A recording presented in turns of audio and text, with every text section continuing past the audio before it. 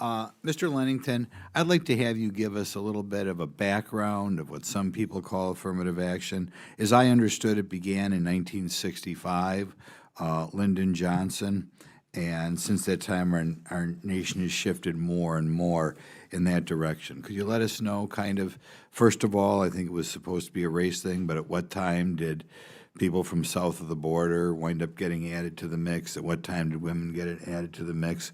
And do these policies result, as a practical matter, American businesses discriminating on the part of sex, by sex or race? I think that's a fair estimation. What I would say is that, first thing to remember is that the Civil Rights Act of 1964 was passed in July of 1964. There was an election in November of 1964, and every single person who voted for that law was reelected. It was very popular among the American people, and one of the reasons why is because the law was itself colorblind. There's actually a provision at the end of Title VII that says that nothing in this law should be read to encourage the development of quotas or goals. But after that election, President Johnson did go in to establish this Executive Order 11246, which established affirmative action with some teeth, which meant that goals were going to be then enforced by the federal government. And so federal contractors were encouraged to set aside businesses for minorities under something called the Philadelphia Plan. That was later expanded greatly by President Nixon under his Secretary of Labor, George Shultz, and then basically ratified by the U.S. Supreme Court in a couple of decisions, Bakke and Weber, saying that it is okay to take race into account when you're establishing benefits and burdens. So based on— Could you describe what you mean by race at the time? I believe President Biden recently added people from North Africa, Middle Eastern. At what point, when it began, were you just talking about black? Were we talking about Hispanic? Were we talking about Asian? At what time were these different groups added, and at what time were women added to the mix? So the women were added a few years after the original affirmative action order was issued, but then in the 1970s, the OMB came up with this Directive 15, which establishes racial categories that we actually live with today, which broadly defines Asian, but irrationally also defines Asian to exclude many people who are from Asia. For example, someone from Afghanistan is not considered Asian under the federal law. Someone from the Middle East is not considered Asian. People from North Africa are considered white.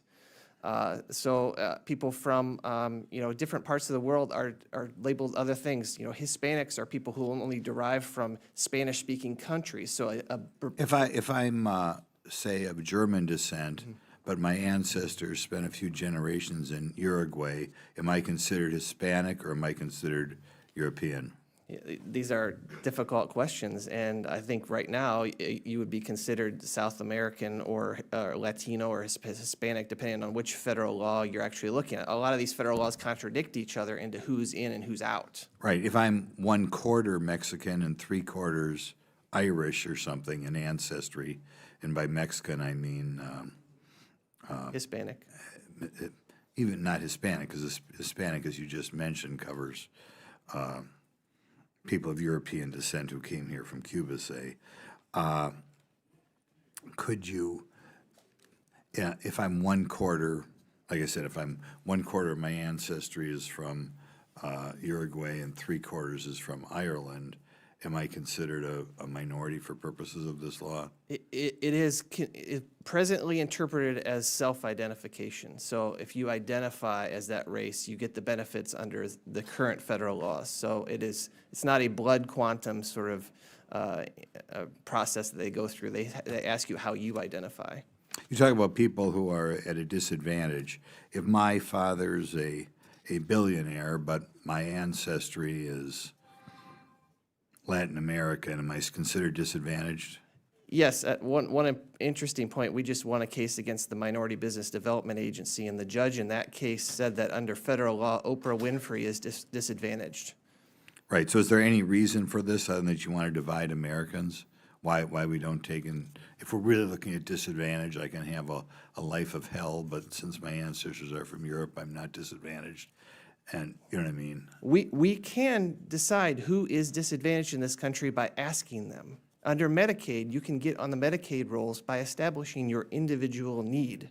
There's no reason to assume someone is disadvantaged just by the color of their skin, which is what federal law does in many, many programs right now. Okay. I'll maybe come back to myself later. Mr. Krishnamurthy?